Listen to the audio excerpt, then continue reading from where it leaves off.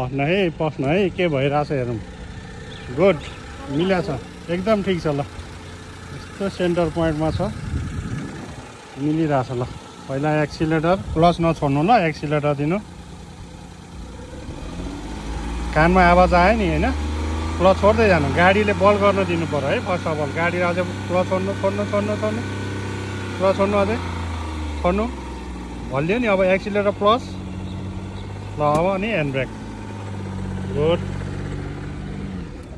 मजाले निहुरेर हेर्नु है अगाडिको लाइन टच गर्न पाइएन हो ल ठिक छ यो पनि ठिक छ यो पनि स्टप लाइनले टेकेको छ एकदम गुड छ ल अगाडि बढ्नु ह्यान्ड ब्रेकमा